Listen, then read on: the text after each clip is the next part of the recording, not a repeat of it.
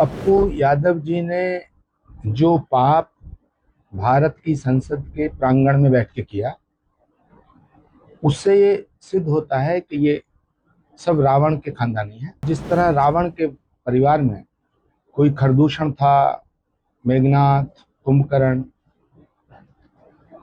तो ये जो पूरी जमात है ये रावण का कुनबा है। पप्पू यादव जी ने जो पाप भारत की संसद के प्रांगण में बैठ के किया, उससे ये सिद्ध होता है कि ये सब रावण के खानदानी है। और जिस तरह रावण के परिवार में कोई खरदूषण था, मेघनाथ, कुंभकर्ण, तो ये जो पूरी जमात है ये रावण का कुनबा है। और पप्पू यादव जी ने कुंभकर्ण की भूमिका अदा की है। अब राहुल गांधी जी को ये सोचना है कि वो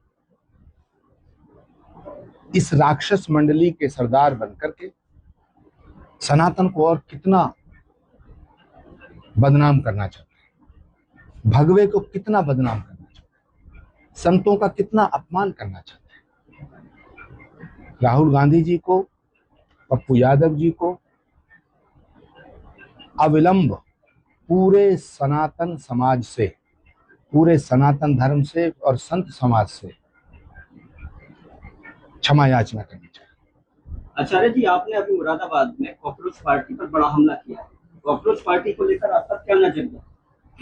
भारत की संस्कृति, सभ्यता और संस्कारों को अगर बचाना है, भारतीय संस्कृति को बचाने के लिए भारत की सभी माताओं और पिताओं से मैं अनुरोध करना चाहता हूं कि वो अपने बच्चों को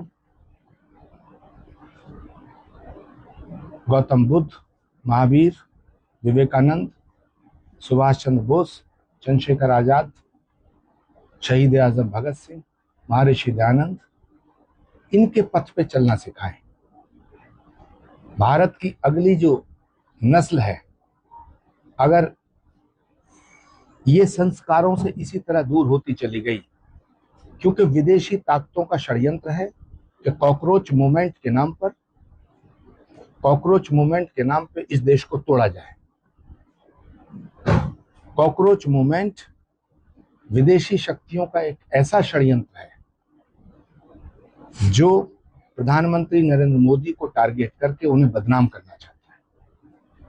और दुर्भाग्य की बात है कि विदेशी ताकतों के इस षड्यंत्र में leader of the opposition Rahul Gandhi मिले हुए हैं।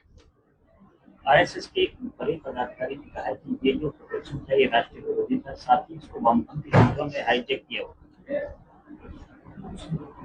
वामपंथी होना, दक्षिणपंथी होना या मध्यमार्गी होना ये अपराध नहीं है, लेकिन जिस तरह से भारत के प्रधानमंत्री को टारगेट किया गया, जिस तरह से भारत की एकता को टारगेट किया गया, जिस तरह से सनातन को टारगेट किया गया, जिस तरह से हमारे सनातन को गाली देकर के अपमानित करने का प्रयास किया गया, तो निश्चित ही ये विदेशी षड्यंत्र का एक हिस्सा है।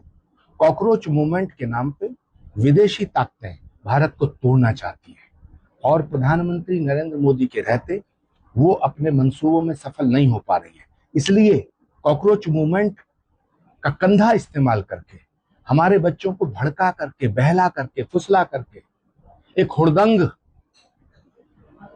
एक ऐसा गुबार क्रिएट किया गया कि जिससे भारत का जो भविष्य है, भारत का जो नौजवान है, वो प्रधानमंत्री का विरोधी है। प्रधानमंत्री को गालियां दिलाई गई, लेकिन प्रधानमंत्री जी ने जिस उदारता का परिचय देते हुए उन्हें क्षमा किया है, उनमें बुद्ध, महावीर और महात्मा गांधी की झलक देखने को मिलती है। अच्छा जी, राहुल गांधी ने केरल की जनता के साथ एक वीडियो साझा किया है जिसमें संदेश देते हुए बयान दिया है, मैं ताज नहीं पहनता, मैं राजा नहीं हूँ और ना ही राजा बनना चाहता हूँ, मैं राजशाही के विचार के खिलाफ हूँ।